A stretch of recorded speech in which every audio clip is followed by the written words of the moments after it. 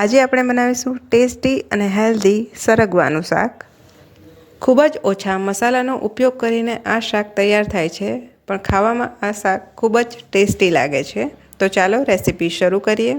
સરગવાનું શાક બનાવવા માટે અહીં મેં 300 ગ્રામ જેટલી સરગવાની સીંગ લીધી છે।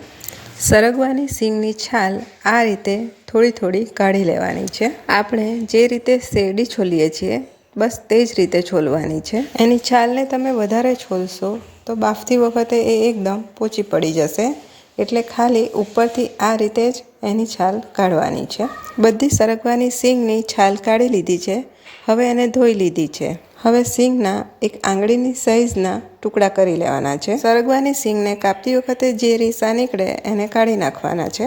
આ રીતે આપણે બધી સરગવાની સીંગને કાપીને ટુકડા કરી લઈશું। સરગવાની સીંગનું શાક બનાવતી વખતે સીંગ પસંદગી માટે સીંગ થોડી જાડી લેવાની છે। એકદમ પતલી લેશો તો એમાંથી પલ્પ નહીં નીકળે, અને એકદમ જાડી લેશો તો એમાંથી બીજનો ભાગ વધારે નીકળશે, એટલે મીડિયમ થિકનેસવાળી સરગવાની સીંગ પસંદ કરવાની છે। આ રીતે બધી સરગવાની સીંગના ટુકડા કરી લીધા છે। હવે એને આપણે બાફી લઈશું। સરગવાની સીંગને આપણે અહીં કુકરમાં બાફીશું। ટુકડા કરેલી સીંગને આપણે કુકરમાં લઈશું। હવે એમાં અડધી વાડકી જેટલું પાણી ઉમેરવાનું છે। હવે એમાં 5 ચમચી જેટલું મીઠું ઉમેરવાનું છે અને 5 ચમચી જેટલી હળદર ઉમેરવાની છે। સરગવાની સીંગમાં બાફતી વખતે જ મીઠું ઉમેરવાથી શાક ખાતી વખતે સીંગ એકદમ ફીકી નથી લાગતી। હવે સરગવાની સીંગને 2 સીટી થાય ત્યાં સુધી કૂક કરી લેવાનું છે। હવે કુકરમાં 2 સીટી થઈ ગઈ હતી। કુકર ઠંડુ પડી ગયું છે, તો આપણે ખોલીને ચેક કરી લઈશું। સરગવાની સીંગ એકદમ સરસ રીતે બફાઈ પણ ગઈ છે અને મેશી પણ નથી થઈ। હવે આપણે સરગવાની સીંગનું શાક બનાવીશું। આ શાક બનાવવામાં ખૂબ જ સરળ છે અને ખાવામાં તો ખૂબ જ ટેસ્ટી લાગે છે। સરગવાની સીંગનું શાક બનાવવા માટે અહીં કઢાઈમાં 2 મોટા ચમચા તેલ લીધું છે। હવે તેલ થોડું ગરમ થાય એટલે એમાં અડધી ચમચી જેટલી રાઈ અને 5 ચમચી જેટલું જીરું ઉમેરીશું। રાઈ થોડી તતડે એટલે એમાં 5 ચમચી જેટલી હિંગ ઉમેરવાની છે। હવે એમાં 1 ચમચી જેટલું આદુ, મરચાં અને લસણની પેસ્ટ ઉમેરવાની છે। અહીં પેસ્ટમાં મેં 2 લીલા મરચાં, 3 થી 4 લસણની કળીઓ અને 1 નાનો આદુનો ટુકડો ઉમેર્યો હતો। તો હવે એમાં સૂકા મસાલા ઉમેરીશું। એના માટે અડધી ચમચી જેટલી હળદર, અડધી ચમચી જેટલું લાલ મરચું પાવડર અને 2 ચમચી જેટલું ધાણા જીરું પાવડર ઉમેરીશું। હવે મસાલાને તેલ છૂટું પડે ત્યાં સુધી અથવા તો 15 થી 20 સેકન્ડ માટે સાંતળી લેવાનું છે। મસાલામાંથી તેલ છૂટું પડી ગયું છે, તો એમાં હવે આપણે 2 ચમચી જેટલું બેસન ઉમેરીશું। હવે બેસનને અહીં મેં પાવડર ફોર્મમાં જ ઉમેર્યું છે। તમે એને પાણી સાથે મિક્સ કરીને પણ ઉમેરી શકો છો। બેસન ખૂબ જ ઝડપથી સંતળાઈ જાય છે, એને થોડીવાર માટે સાંતળી લેવાનું છે। બેસન હવે સરસ રીતે સંતળાઈ ગયું છે, તો એમાં આપણે સ્વાદ પ્રમાણે મીઠું ઉમેરીશું। હવે અહીં મેં 2 ટામેટાને મિક્સર જારમાં ક્રશ કરી લીધા હતા, એ ઉમેરી દઈશું। હવે ટામેટું ઉમેરીને એને મસાલા સાથે સારી રીતે મિક્સ કરી લેવાનું છે અને તેલ છૂટું પડે ત્યાં સુધી કૂક કરવાનું છે। કૂક કરતી વખતે એને થોડી વારે હલાવતા રહેવાનું છે।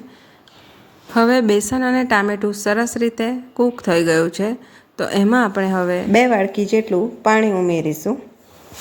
પાણી ઉમેરીને હવે એને સારી રીતે મિક્સ કરી લેવાનું છે।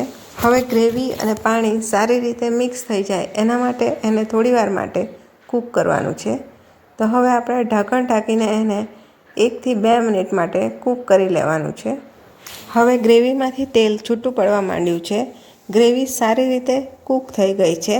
ગ્રેવી હજી થોડી થીક લાગે છે, તો એમાં હજી આપણે 1 વાડકી જેટલું પાણી ઉમેરીશું। હવે એમાં આપણે બાફેલી સરગવાની સીંગ ઉમેરી દઈશું। હવે સીંગને ગ્રેવી સાથે સારી રીતે મિક્સ કરી લેવાનું છે। હવે એમાં આપણે થોડો કાપેલો લીલો ધાણો ઉમેરીશું। હવે શાકને સારી રીતે મિક્સ કરી લઈને ઢાંકણ ઢાંકીને એને 2 થી 3 મિનિટ માટે સારી રીતે કૂક કરી લેવાનું છે। હવે 2-3 મિનિટ કૂક કર્યા પછી ગ્રેવી એકદમ સરસ રીતે ઉકળી ગઈ છે। હવે ટેસ્ટને બેલેન્સ કરવા માટે 1 થી 1.5 ચમચી જેટલી ખાંડ ઉમેરીશું। હવે એમાં આપણે 5 ચમચી જેટલો ગરમ મસાલો ઉમેરીશું। ગરમ મસાલો મિક્સ કરવો ટોટલી ઓપ્શનલ છે। સાથે થોડા કાપેલા લીલા ધાણા ઉમેરીશું। હવે બધું બરાબર સારી રીતે મિક્સ કરી લઈશું.